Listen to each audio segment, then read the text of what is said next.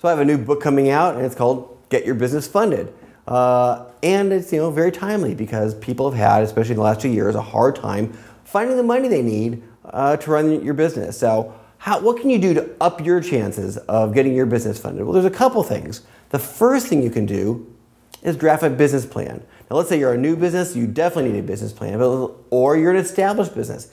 Even you need a business plan if you want to get funded. Now, I bet you probably don't want to write a business plan, and I understand that. They're a lot of work, they take a lot of time, take a lot of research, but you know what? You gotta write a business plan. Why?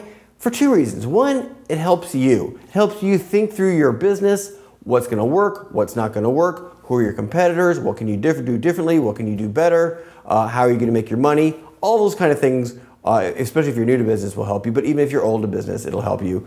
Secondly, is if you want to get anyone to invest in your business, a bank, an angel investor, your Uncle Joe, well, they're going to want to see some kind of business plan. Now, your business plan doesn't have to be a long, complicated thing, but some sort of business plan is the first step.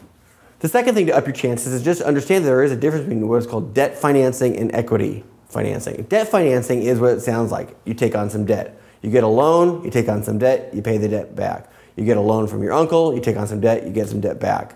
That's debt financing. Equity financing is a little different. Equity financing is where you barter away part of your business to someone and they take some equity in your business in exchange for the money. So let's say you own 100%, somebody wants to give you some money, they want to own 20% as a result. That's equity financing. The good news is you get the money, the bad news is you may end up with a partner that you don't want very much. But understand that there's two kinds of ways of getting the money.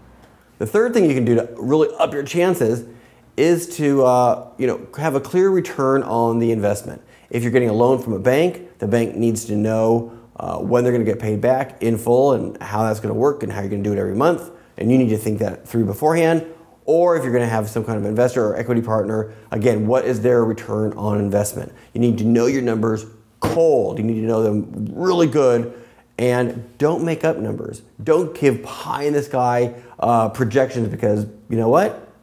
People can see through it. And then all of a sudden you look like you're fudging the truth and you don't want that. So come up with some realistic good numbers, know your numbers, and then what the return for someone will be when they get those numbers from you.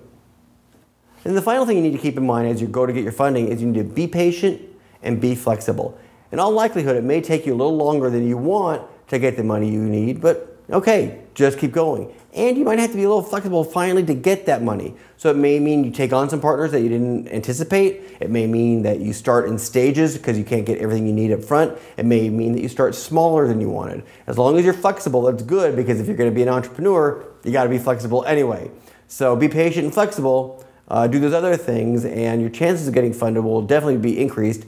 And you might want to take a look at my book when it comes out. It's called Get Your Business Funded.